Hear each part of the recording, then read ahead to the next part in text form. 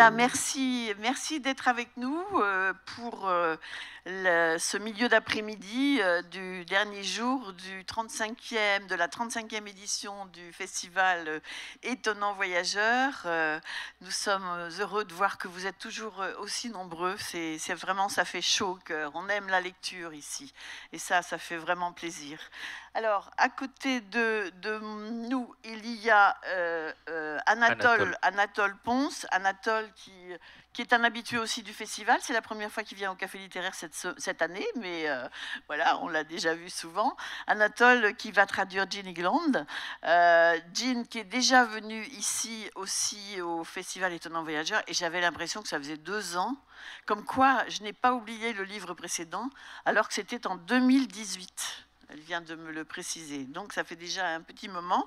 Et elle va nous parler de ce nouveau livre qui fait suite à celui dont on avait parlé, justement, Le temps d'après, paru aux éditions Gallmeister. Et puis, à côté de moi, Carole Martinez. Carole qui vient tous les ans, ou presque, au Festival Étonnant Voyageur. Elle a eu des prix ici. Cœur cousu. Non, c'était pas... Oui, c'était Cœur cousu qui a eu le prix Ouest France Étonnant Voyageur. Depuis, elle fait partie du prix Ouest France Étonnant Voyageur. C'est elle qui assure la lecture de l'extrait du livre primé chaque année. Et cette année, donc, je vous le rappelle, c'est Mine Train de Nuit qui a eu ce prix pour son dernier livre. Carole qui a écrit déjà plusieurs ouvrages. Alors, je vous la représente quand même pour ceux qui ne la connaissent pas. Ancienne comédienne. Ah oui, on a dit qu'on commençait par Jean. Oui, mais tu es parti avec Carole, pourquoi pas, hein? Vas-y, continue, tu t'es lancé, c'est bien.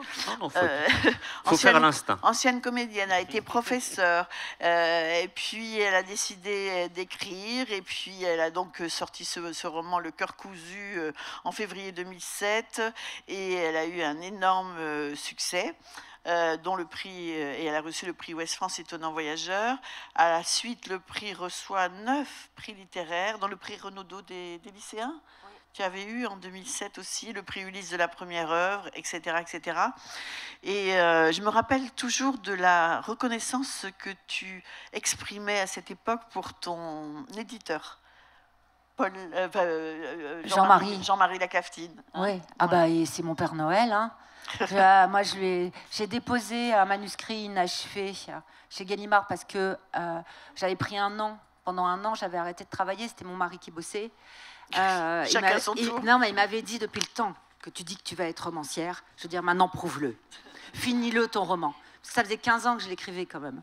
Donc, il m'a dit, prends 1 an. Donc, et puis, comme je n'avais pas fini, à la fin de mon année sabbatique, il m'a dit, bah, tant pis pour toi, tu n'as pas fini, tu déposes au moins chez un éditeur. Et je suis allée, je vivais à Paris, je suis allée déposer, j'ai mis le manuscrit sur le siège bébé, j'avais un petit à ce moment-là, et je suis allée déposer chez Gallimard à l'accueil un manuscrit inachevé avec une lettre en disant, voilà, c'est pas fini, hein, mais il y a déjà 300 pages, je peux peut-être avoir votre avis. Et Jean-Marie Laclaftine, je ne lui avais pas du tout adressé, m'a téléphoné, et c'était incroyable, quoi. Parce que c'était fou, quoi. Je lui ai demandé d'épeler son nom, j'y croyais pas du tout, il s'est présenté comme un lecteur, je me disais ça doit être Petite Main qui lit en plus, et puis finalement il a fini par me dire, vous savez, je suis quand même assez influent chez Gallimard. Oui, ça c'est sûr. Mais j'y croyais tellement pas. Et puis bon, finalement j'ai réussi à terminer Le Cœur cousu, et puis voilà, quoi. Et ça a été chouette. En 2011, tu as publié Du domaine des murmures, qui remporte aussi un grand succès critique et public, récompensé par le Goncourt des lycéens. Et puis, il y a eu La Terre qui penche en 2015, le 3e volet d'une trilogie romanesque inaugurée donc avec Le domaine des murmures. Tu as été scénariste BD aussi, dans la série Bouche d'ombre chez Casterman, des illustrations de Maud Bégon. Et voilà, dont les tomes sont sortis en 2014, 2017, 2019, quelque chose comme ça. Et puis, il y a eu une bande dessinée qui revisite l'histoire de... C'est encore une autre, ça, de La Belle et la Bête. J'ai pas vu, c'est pas une bande dessinée, c'est un album. Ah, j'ai pas vu, moi, oui, ce travail-là. Oui, et puis, il y a eu Les Roses Fauves. Et puis, aujourd'hui, Dors dans ton sommeil de brute, c'est celui dont nous allons parler. Voilà. Et à chaque fois, tu nous fais pénétrer dans des univers absolument incroyable. Tu dis que tu es très lente pour écrire un livre, que tu mets beaucoup de temps. Celui-ci, par exemple, tu as mis beaucoup de temps aussi? Ben oui, je l'ai commencé. Enfin, j'ai eu l'idée du livre pendant le premier confinement. Donc, et puis il est sorti à la rentrée littéraire. Donc en général, en fait, le Cœur cousu, c'était 16-17 ans et c'est quand même long. Mais maintenant, je fais plus que ça, donc normalement, je devrais être plus rapide. Mais en vérité, je mets 4 à 5 ans. J'ai besoin de raconter d'abord. Je raconte beaucoup. N'importe qui, je pourrais vous raconter le prochain si vous voulez. Non, mais c'est génial parce que dans les yeux des gens à qui on raconte, on puise la suite, vous voyez. Et puis à un moment donné, je me mets à écrire quand même. Alors, je ne vais pas la lancer sur le premier épisode, enfin, sur le début du livre, parce qu'il s'agit là d'un accouchement qui est très bien décrit d'ailleurs, mais je ne vais pas la lancer sur ce sujet parce que je l'ai entendu répondre à une question d'un de mes amis journalistes à Rennes, et elle nous a raconté tous ses accouchements en long, en large et en travers pendant 20 minutes. Donc, je passe le sujet. Pour arriver plutôt tout de suite. C'est dommage parce qu'ils sont drôles. Oui, c'est très drôle, mais enfin bon, c'est pas le sujet, quoi. Si tu veux. Je préfère qu'on parle de ton livre quand même. Alors oui, tu nous emmènes toujours quand même dans des endroits très, très particuliers. C'est une fable écologique. Ça te va comme définition de ce livre? Oui, en fait, c'est toujours difficile de mettre un livre dans un... Enfin, moi, j'ai beaucoup de mal à résumer. Alors, résumer, toi, la résumer en 2 mots, c'est compliqué, j'arrive pas à... Ben, si tu veux, fable écologique, c'est joli. Je trouve que ça convient bien. Ça raconte l'histoire d'Eva et de sa fille de 8 ans, Lucie, qui vivent dans un endroit... Alors, c'est ça, les lieux dans lesquels tu nous emmènes sont toujours assez étonnants, assez mystérieux. Donc, on peut quand même raconter que cette femme, Eva, fuit son mari violent. Son mari, oui, violent, on peut dire. Oui, c'est un père violent en fait envers sa fille qui voulait absolument un enfant alors qu'Eva, elle, n'en voulait pas, mais il a réussi à la décider et elle qui pensait ne pas être capable d'être mère, pas être capable de supporter même l'idée d'être enceinte, d'être habitée, et puis capable de s'occuper de sa fille, finalement à la naissance, elle est embarquée dans cette histoire de maternité. Et on la retrouve 8 ans après ce fameux accouchement dont tu veux pas que je parle. Non, tu n'en parles pas, s'il te plaît. Donc 8 ans après, on la retrouve toute seule, isolée, dans une maison, une cabane de gardien en Camargue. Et c'est vrai qu'elle est là parce que celui qui voulait un enfant absolument, il ne sait pas l'aimer. Il ne sait pas l'aimer. Et il est violent envers son enfant. Et elle-même, avec sa propre histoire, elle a mis du temps à admettre, à comprendre ce qui se passe. Et là, elle décide de passer 3 mois dans cet espace sans téléphone, sans radio, sans rien pour rentrer en contact avec l'extérieur, pour finalement sortir de son influence à lui. Et elle est avec sa fille en Camargue, dans ce lieu, ce paysage qui est plat comme la main. Elle est là et elle se dit que finalement, c'est pas forcément le meilleur endroit où se cacher. Et puis qu'elle a peur, parce qu'elle est dans cette maison totalement isolée. Et la petite, elle, Lucie... Elle s'épanouit. Elle s'épanouit. Et elle lui montre, en fait, à quel point ce paysage est beau. À travers le regard de Lucie, en fait, elle reprend contact avec le monde, avec la beauté du monde. Et Lucie, la petite fille, elle est spontanée, comme j'imagine que tu étais quand tu étais petite. Je le suis toujours. Oui, c'est pour ça que je le dis. Et donc, il va y avoir une rencontre essentielle quand même, qui vient assez vite au début du livre, une rencontre avec un homme, j'allais presque dire un homme des bois. Oui, c'est un homme des bois, qui s'appelle Serge, et qui va avoir une importance formidable dans l'histoire aussi. Alors, d'habitude, je mets toujours des femmes au centre de mes romans. J'ai toujours une narratrice féminine, depuis toujours. Et là, j'ai Eva, donc cette narratrice féminine, qui est la mère de Lucie, qui est une neurologue spécialisée dans le sommeil et spécialisée dans les troubles du sommeil paradoxal. Ça va avoir son importance après dans la suite. Et c'est elle, normalement, qui tient le centre. Mais vous voyez, je l'ai mise dans une bulle où elle n'a pas du tout de contact avec l'extérieur. Et moi, il se trouve que moi, la romancière, je dois raconter une histoire qui va traverser le monde. Comment je peux faire, alors que je suis dans un espace, vous voyez, complètement enfermée dans cette cellule-là, familiale, avec cette mère et cette fille, pour raconter quelque chose qui va traverser le monde alors qu'elle n'a pas de télé, pas de radio, rien du tout. Donc j'étais un peu bloquée, et il se trouve qu'elle rencontre son voisin, son lointain voisin, Serge, qui est une sorte de géant magnifique, enfin moi je le trouve magnifique. Donc, tu l'aimais, hein, ah oui, je l'aime. Donc elle rencontre cet homme qui est son voisin, et ben, je sais pas, ça c'est, vous voyez, quand j'écrivais, je me suis dit, bah lui, grâce à lui, je peux atteindre le monde. Ben oui. Et il se trouve que lui aussi, il vit d'une façon très isolée, mais il est un petit peu comme quand on était confinés nous-mêmes. C'est-à-dire qu'il est isolé, mais comme il a des acouphènes, il écoute tout le temps son petit transistor pour couvrir les acouphènes. Donc il est loin du monde parce qu'il ne supporte plus l'humanité depuis 8 ans. Il lui est arrivé quelque chose qu'il a complètement décroché de l'humanité. Mais il est tout le temps avec sa petite compagne, qui est son transistor, avec lequel il dort, qui le réveille le matin avec un programme, qui s'éteint 30 minutes après qu'il se couche. Donc il est tout le temps dans le bruit du monde qui jacasse. Et grâce à ce transistor... Mais heureusement qu'il a ça. Ouais. Bah oui, parce que sinon il est d'une grande solitude. Mais grâce à ce transistor, eh ben, on va avoir accès à ce qui traverse le monde. Voilà. Donc quand même, il y a ce qui va se passer dans la nuit du 1er au 2 février est absolument incroyable. Et je me demande où tu es allé chercher cette idée quand même. Raconte ça, parce que c'est... Alors, oui, du 1er au 2 février, moi il se trouve que je suis très insomniaque. Ça s'est pas arrangé pendant le premier confinement, justement quand j'ai eu cette idée. Je dormais plus qu'1h20. Je me suis dit, bon là quand même, il va falloir faire quelque chose. Parce que maman, en plus, était Alzheimer et elle a commencé par des insomnies. Donc je me suis dit, oula, je vais être une Alzheimer encore plus précoce que maman.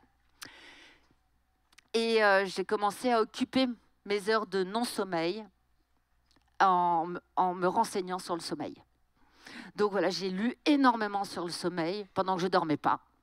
C'était, en fait, et puis j'attrapais le sommeil d'une autre façon. Vous voyez, j'attrapais le sommeil comme je pouvais. Et ce sommeil, et c'est ça qui m'intéresse. Vous voyez, quand on commence enfin moi je suis un peu comme ça, je suis d'ailleurs comme beaucoup de romanciers sans doute, je suis obsessionnelle. Donc tu me donnes un sujet, quel qu'il soit, je cherche, je m'engage là-dedans. Et là, je cherchais une raison, à me consoler de mon non-sommeil, à voir si le sommeil était tellement important. Et j'étais pas fatiguée le matin, moi. Enfin, c'était même pas le matin, c'était en plein milieu de la nuit, mais j'étais pas fatiguée. Donc je me disais peut-être que je vais trouver le pourquoi de ces insomnies, peut-être que je vais comprendre que c'est pas nécessaire de dormir plus d'1h20, peut-être que... Et le sommeil, c'est passionnant. Mais c'est passionnant, c'est une terre, quoi, c'est un univers à part entière. Donc j'ai commencé à me renseigner sur la façon dont on voyait le sommeil dans différentes civilisations, la place des rêves dans différentes sociétés, dans le temps. Même dans l'Ancien Testament, en fait, Yahvé communique avec ses prophètes par l'intermédiaire des rêves. Alors que nous, on a cette sensation en Occident que, depuis la psychanalyse, depuis Freud, que le rêve est un lieu clos sur lui-même. Vous voyez qu'il va nous donner des nouvelles du plus profond de nous, mais pas du reste. Et je me suis aperçue que dans certaines sociétés, en fait, il y avait des rêves collectifs. Il y avait des mondes autres qu'on pouvait atteindre grâce aux rêves. Il y avait des communications possibles grâce aux rêves. Donc je me suis renseignée comme ça pendant tout le premier confinement, j'étais folle. Et je me suis dit, bon, je suis une folle des épidémies, hein, j'ai un vrai problème avec les épidémies. Et je me suis dit, là, ce qui est bien dans ce Covid, c'est que ça fait pas mal aux enfants. Mais, comme j'ai beaucoup d'imagination, je me suis dit, j'ai eu la varicelle et après j'ai eu un zona. Donc c'est un virus, le virus de la varicelle, qui est réactivé des années plus tard et qui devient un zona, qui se réveille. Et je me suis dit, si se passe la même chose pour les enfants, si c'est réactivé des années plus tard et ça devient autre chose.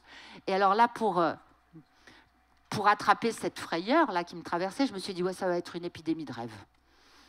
Et comme ça, certes, ils vont avoir une épidémie. Et je suis partie sur l'idée que tous les enfants du monde, cette nuit, du 1er au 2 février, vont avoir un rêve collectif qui va traverser le monde. Tous les enfants non pubères du monde vont avoir ça. Et ça va, personne ne pourrait s'en rendre compte. La seule chose, c'est que au bout du rêve, ils hurlent. Ils crient. Ils crient. Alors, quand ils sont tout seuls, complètement isolés, comme Lucie avec sa mère Eva, bon, ben, elle a eu un mauvais cauchemar, quoi. Mais quand c'est dans une ville comme Paris, où des centaines de milliers d'enfants se mettent à hurler ensemble en plein milieu de la nuit, ça passe pas du tout inaperçu. Et ce rêve est une sorte ce cri est une sorte de cri d'alarme, en fait, qui traverse la totalité du monde et qui s'arrête brutalement sur le méridien où il a commencé. Et là, tout le monde se demande mais comment c'est possible et qu'est-ce qui se passe et qu'est-ce que veut dire ce cri. Et aucun enfant n'est capable de raconter son rêve. Et après, dans la suite, il va y avoir d'autres rêves. Ce sont des cauchemars pour la plupart des parents. Oui, mais pas pour les parents. Pour les parents, ce sont des cauchemars. Hein. Mais les enfants, les parents vont avoir très, très peur. Très peur de ce qui traverse l'humanité comme ça, de façon aléatoire. Ces rêves, il y a 10 rêves qui vont se succéder. Et les parents vont vraiment avoir très peur, pas les enfants. Et les parents vont dire, ça suffit maintenant, il faut empêcher les enfants de dormir. Ce qui est extraordinaire, parce que en général, on fait tout pour qu'ils dorment. Donc on les berce. Mais là, un enfant qui dort, au passage de la vague de rêve, ça fait très peur. Voilà. On peut pas trop. On peut pas tu veux dire quelque chose? Divulguer la on peut pas raconter. Il va y avoir plein d'autres des choses quand même qui mettent les enfants un peu en danger aussi, quand même. Hein. Et puis il y a toujours. On ne perd pas de vue l'héroïne, les héroïnes, ni Serge, qui vont avoir un rôle aussi. Face à cette épidémie de rêves ou de cauchemars, parce que pour les uns et pour les autres. Et puis, il va y avoir l'intervention d'un personnage tout à fait étonnant, mais ça, c'est un peu plus tard dans le livre. Méria. Ouais. Oui. Mais oui, parce que comme je suis allée regarder du côté des peuples premiers, voilà, donc il va y avoir quelqu'un qui vient d'ailleurs, oui. Voilà, elle en parle tellement bien que moi je lui pose presque plus de questions. Dors ton sommeil de brute. Le titre. Ah oui, alors le titre, il est toujours un peu compliqué. Hein. Quand j'ai dit à ma famille, mon prochain roman c'est bientôt. Ah, et c'est quoi le titre? Dors ton sommeil de brute, quoi? Et ils m'ont dit, mais c'est pas plutôt dors de ton sommeil de brute? Je leur ai dit si, c'est agrammatical, mais je l'ai volé à Baudelaire. Donc voilà, je me suis permis, je l'ai piqué. Et Baudelaire ne s'en est pas plaint. Hein. Enfin, jusqu'à maintenant, il ne nous a rien dit. Non, il adore. Il adore. Il n'a rien dit. Merci beaucoup, Carole. Merci, Carole.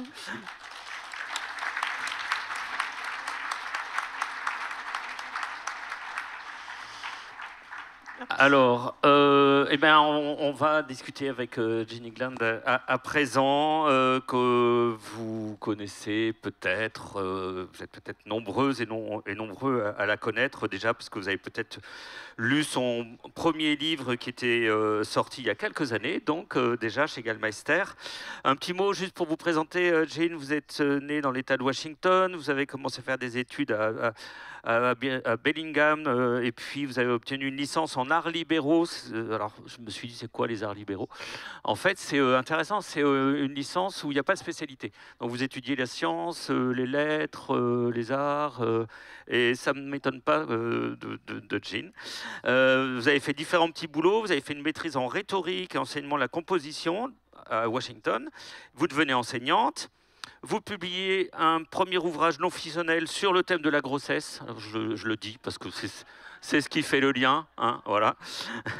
Après la naissance de votre deuxième enfant.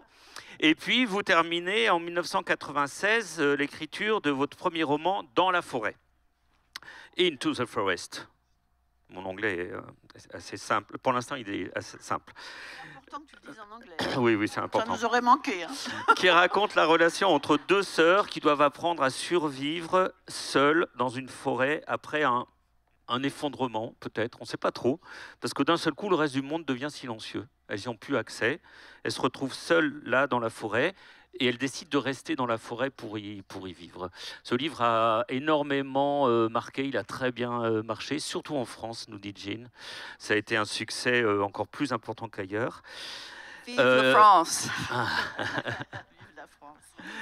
Et Il a quand même eu un succès international. Il a adapté au cinéma par Patricia Rozema avec Ellen Page et Evan Rachel Wood. Voilà, il a sa petite vie, sa grande vie. Il y a 2 autres romans qui ont été publiés en France chez Phébus. Et là, 29 ans après, dans la forêt, il y a un autre volume, Le temps d'après. Alors c'est pour ça que je l'ai dit en anglais tout à l'heure. Here in this next new now. Hein, ça veut dire le temps d'après.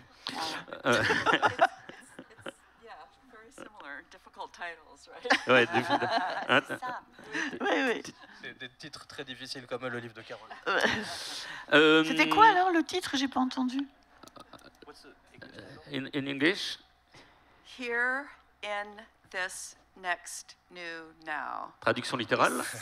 Ici, dans ce prochain nouveau maintenant. Ah Voilà. Oui, d'accord. Bon, Gaël Meister a choisi Le temps d'après. C'est très bien, c'est comme ça, on s'en sort. Le voilà. Ouais, Magnifique joli. couverture. Ah bah tu l'as là. On a beaucoup dit, Jean, que c'est une suite à Dans la forêt, parce qu'évidemment, on retrouve le même monde. Mais moi, je me demande, et ça va être ma première question, si pour vous, c'est pas plutôt un nouvel axe, une nouvelle manière d'évoquer le même univers, non pas par une suite, mais par un renversement, une manière différente de voir les choses, et une nouvelle façon d'entrer dans un univers qui est apparemment le même, mais pas tout à fait. Il y a 29 ans qui s'écoulent entre les 2 écritures du texte, et en 29 ans à notre époque, vous imaginez qu'il s'est passé des choses. Et je me dis, Jean, est-ce que c'est ça? Est-ce que c'est pas plutôt voilà, pas un 2e tome, pas une suite, mais quelque chose de nouveau qui renverse votre vision des choses?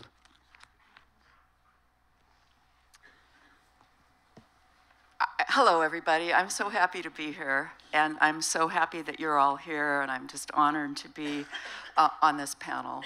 And I really appreciate that question. One of the reasons it took me so long to decide to revisit the characters in the forest was that I'm kind of allergic to the notion of sequels. Because for me, they often suggest that a writer is sort of remining the same material. Bonjour à tout le monde, je suis absolument ravi d'être ici, très honoré d'être sur ce magnifique plateau. Et j'aime beaucoup votre question. Et une des raisons pour lesquelles il m'a fallu si longtemps pour aller reprendre ces personnages-là, c'est que je suis un peu allergique à l'idée de suite. J'ai l'impression que c'est un peu une façon pour les écrivains de reprendre le même matériel, de retravailler dessus. And I think another reason that it took me so long to get back to the forest was that during that time, I was busy writing very different books, very different novels. Carole seems like a very fast writer compared to me. It takes me a long time to write a book, and I was deep in these other books. Delighted when readers of Into the Forest would say they kept thinking about the story and wondering what might happen next to the characters. And my answer was always, me too. But finally, I came to a point where I realized that I might be able to re-enter the forest with a new set of questions. And so it wouldn't be kind of rehashing the discoveries that I enjoyed making in Into the Forest, but I could kind of be taking on some new ideas and some new questions. And at that point, I thought I'd go back and see what was happening to those characters. Et une autre raison pour laquelle je ne suis pas revenu tout de suite dans la forêt, c'est que pendant tout ce temps-là, moi j'étais très occupé à écrire d'autres livres qui étaient très différents, qui parlaient complètement d'autres choses. Et donc je pense qu'à côté de moi, de la lenteur qu'il m'a fallu, je dirais que Carole est une écrivaine très rapide, contrairement à ce qu'elle disait tout à l'heure. J'étais quand même ravi de savoir que les lecteurs qui venaient me voir de temps à autre pour me dire qu'ils s'étaient plongés dans la forêt et qui se demandaient qu'est-ce qui arrive à Eva Haenel, la réponse que je leur donnais, c'est moi je me pose la même question que vous, je n'en sais rien. Et puis j'en suis arrivé à un point où je me suis dit, je pourrais peut-être revenir là-dessus avec un nouvel ensemble de questions, avec effectivement une nouvelle perspective, et j'en serais pas à revenir et juste remâcher le même univers, mais à venir avec des nouvelles idées, des nouvelles questions, et puis voir effectivement ce qui était arrivé à mes personnages. Alors, ce qui arrive à ces deux sœurs, hein, Eva et Nell, c'est qu'entre-temps, il y a un enfant qui est né. Ça, si vous n'avez pas lu Dans la forêt, je ne vous dis pas comment. Mais cet enfant, il grandit, et on le trouve à l'adolescence, 15 ans après. Donc Nell et Eva ont grandi, mais surtout, il y a ce fils, Burl, qui ne sait pas qui est sa mère. Il a deux mères. Elles ne lui disent pas qui est sa mère naturelle. Pour lui, il a deux mères. Et on a une histoire qui est racontée par Burl. Déjà, le point de vue est différent. Et c'est raconté de manière magnifique, parce que je voudrais vraiment, Jean, que vous nous parliez de ça. Il y a un très beau travail sur la langue, magnifique traduction de Josette Chichpartich qui a traduit le livre et qui a retrouvé une inventivité. Parce qu'en fait, Burl, il connaît que la langue de ses deux mères, mais ça bouge, il n'a pas d'autres points de comparaison. Donc petit à petit, la langue se transforme. Et comment vous avez eu cette idée de transformation de la langue, tout à fait claire, hein, on suit très bien, mais on voit qu'il y a des choses un peu bancales pour nous, un peu biscornues, un peu poétiques. Comment vous avez eu l'idée de cette langue-là? Je vais en lire un passage après.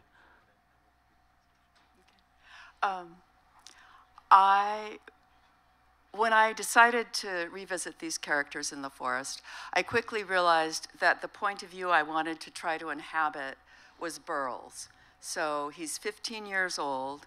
He's had this really rich, meaningful life in the forest. It's been demanding. It hasn't all been easy, but he's got these profound connections with nature.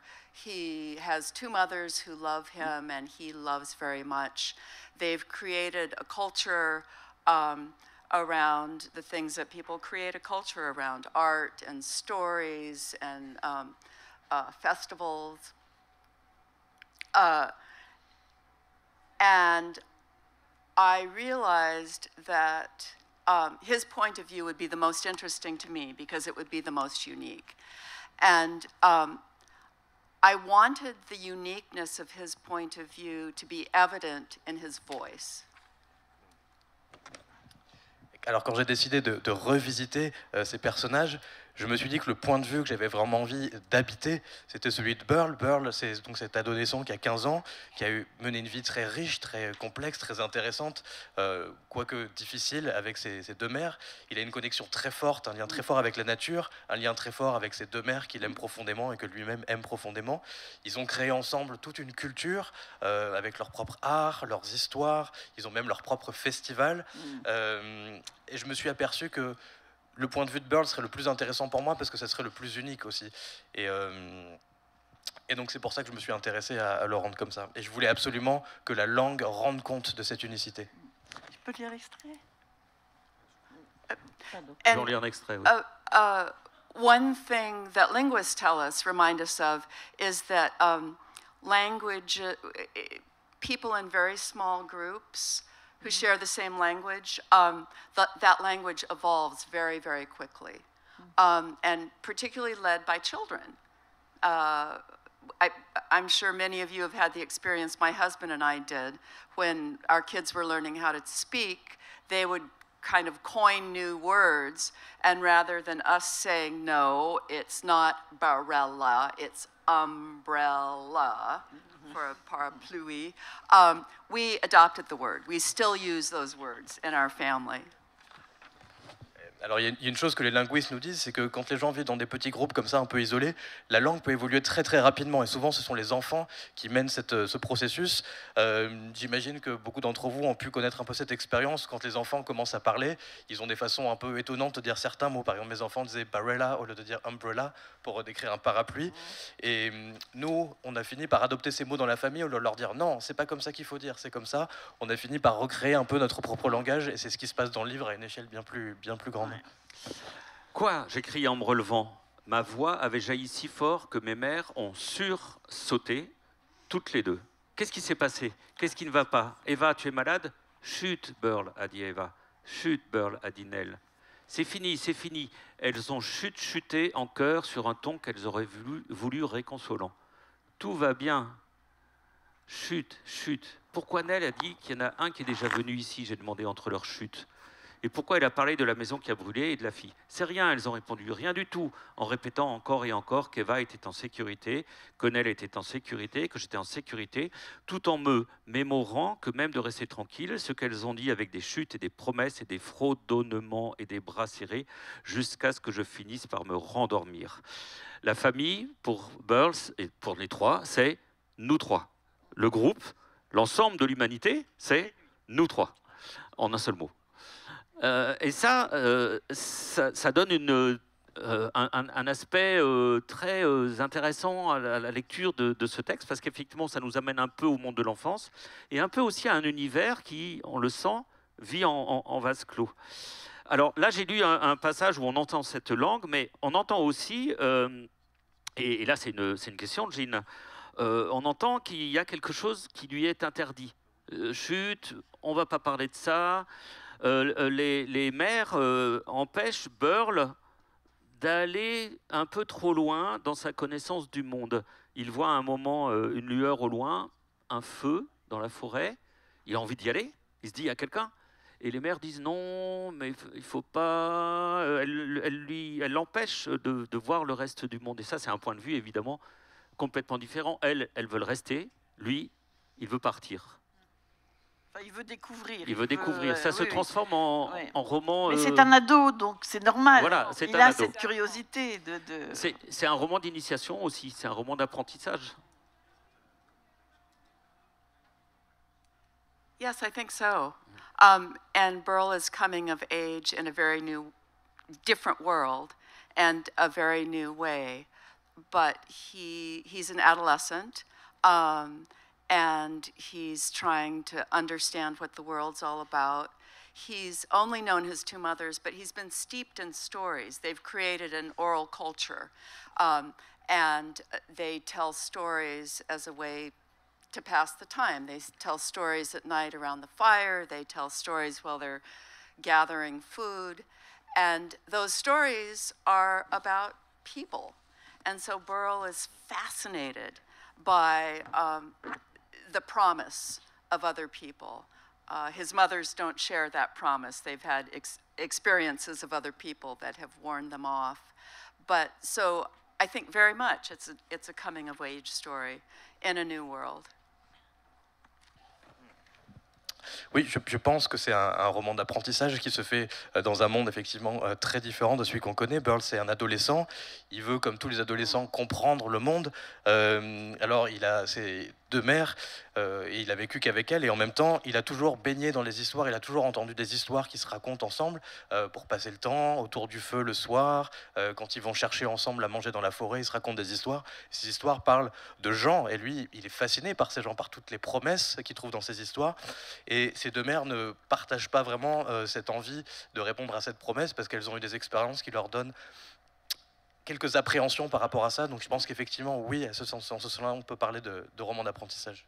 Et même les deux mères n'ont pas la même réaction par rapport aux demandes et aux questionnements de ce jeune. Ça crée presque un petit peu un conflit entre les deux mères. They're very different women. They're sisters. They love each other. They've managed to create, this meaningful, full, rich life together. But they have, in many ways, very different visions of the world, and they react to the world very differently. And they have different ideas, as parents always do, about what Burl really needs and how they can best help him grow up and find his way in the world. Oui, ce sont deux femmes très différentes. Alors elles sont sœurs, elles s'aiment énormément, elles ont construit cette vie ensemble qui est belle, qui est riche. Et en même temps, elles ont des visions très différentes du monde, elles ont des réactions au monde qui sont différentes. Et comme tous les parents, elles ont des idées différentes sur de quoi Burl a besoin et qu'est-ce qui va pouvoir l'aider à trouver sa place dans le monde. Jean, quand vous racontez ces histoires qu'ils se racontent, que les sœurs, les mères transmettent à leurs fils, c'est quelque chose d'assez fascinant parce que vous racontez quelques-unes de ces histoires, ou en tout cas vous les évoquez. Et là, on voit que ces histoires, elles viennent aussi bien de la mythologie des premiers peuples d'Amérique, que des livres pour enfants avec des grenouilles et des crapauds, que des classiques de la littérature grecque, que du Seigneur des Anneaux. Enfin, c'est un peu tout fait sens.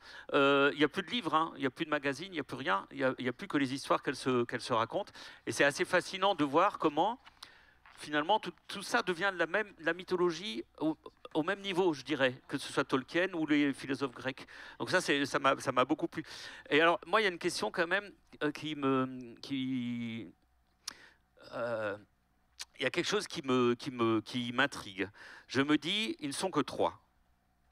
Mais à 3, on réussit à avoir un secret de famille. Burl, les mères cachent quelque chose de sa naissance à Burl. Et le plus petit noyau de l'humanité qui existe, il y a déjà un secret de famille. C'est dur, non? Jean. That's a wonderful insight. Yes. And I mean, sometimes secrets are made and kept because for sort of nefarious reasons, because we're trying to hide part of ourselves because we want to be richer or think that people see us in a better light. And other times, secrets, particularly family secrets maybe, are made and kept because we feel as though our children aren't ready to know certain things or to understand certain things. And that's how this secret began in this little family. It's, you know, there's things that you can explain to a 18-year-old that you wouldn't want to explain to a 3 or 8-year-old. And so that's how the secret begins. And arguably, it's kept a secret a little too long. C'est une question très intéressante. Parfois, on garde des secrets pour des mauvaises raisons, parce qu'il y a des parties de nous-mêmes qu'on ne veut pas montrer de peur du regard des autres. Mais parfois aussi, et ça c'est plus le cas des secrets de famille, on garde ces secrets parce qu'on se dit que les enfants sont encore trop petits pour comprendre. Et c'est là que le secret commence. Il y a des choses qu'on peut expliquer à un adolescent ou un homme de 18 ans qu'on ne peut pas expliquer à quelqu'un qui a 3 ans ou 8 ans. Et c'est là que le secret commence. Mais on pourrait peut-être dire dans ce livre que le secret a été gardé un peu trop longtemps. Surtout un tel secret, enfin, je veux dire, oui, avec une vie si particulière. Ouais. Ah, il est sorti en coffret. Alors, il y a Gaël Meister a sorti un magnifique coffret. Très beau. Je ne sais pas s'il en reste encore au Salon du Livre, mais alors si vous avez un peu de temps, précipitez-vous, parce que c'est magnifiquement illustré. Il y a les 2 volumes qui sont ensemble. On peut lire l'un sans l'autre. Hein, on peut lire l'un sans l'autre, oui, c'est pour ça que ce n'est pas forcément mais une c'est suite. quand même intéressant. Ce que je dois dire aussi, c'est que ce fameux temps d'après, il est sorti en français avant toute édition anglaise. C'est une première mondiale. Là. Jean est sorti d'abord en français, ce livre. Donc on est très fiers de ça. Oh, bah oui, grâce à Gaël oui. Meister, mais on est très fiers de ça. Vive la France, merci beaucoup. Merci Jean, merci beaucoup.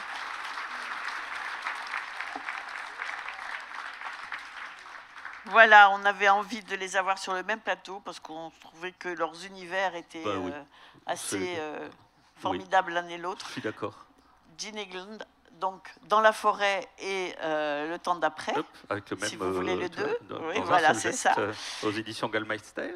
Et Carole, Dors ton sommeil de brute, paru aux éditions Gallimard. Merci Anatole pour la Merci traduction. Anatole.